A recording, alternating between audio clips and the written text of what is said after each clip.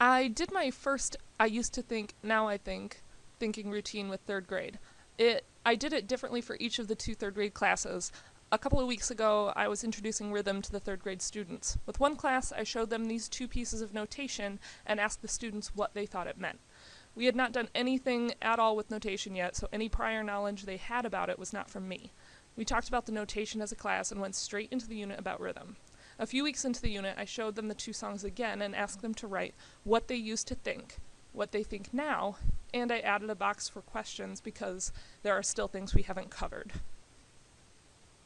This is a student sample from the first class. The student used to think that all of these notes were short notes. Now he thinks that these are different kind of notes. He even draws some of them for you.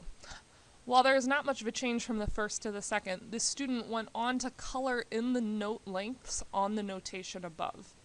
Each color corresponds to a specific note type or length: blue for quarter note, purple for half note, red for whole note. Part of how we learn rhythm is to attach words with matching syllable amounts to the word. When we clap the rhythm, we say the words to keep us on track and remind us of how long the notes are. For example, just be would sound like this: short, short, short, short, long note, long note, short, short, short, short, super long note. I won't do the whole thing for you. You get the idea. The point is that we use the word short to show how long these notes are. The only reason he was able to come up with the word short for his I used to think is that we learned it while learning rhythm.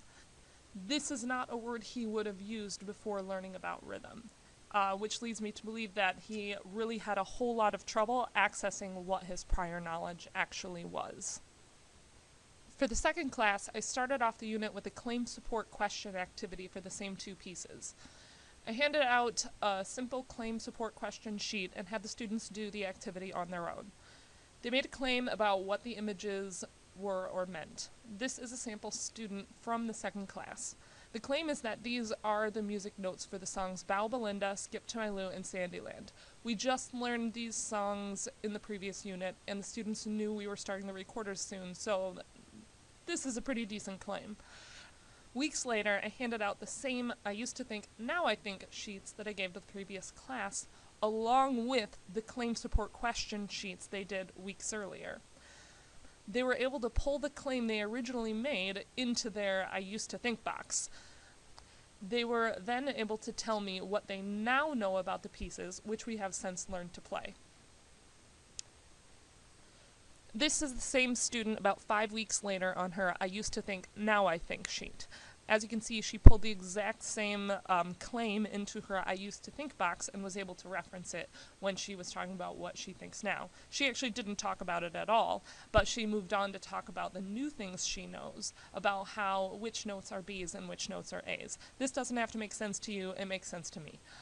And she has new questions. In the future, I would start off this activity with some method of documenting the I used to think. Many students that did not have a reference point struggled to remember what they originally thought.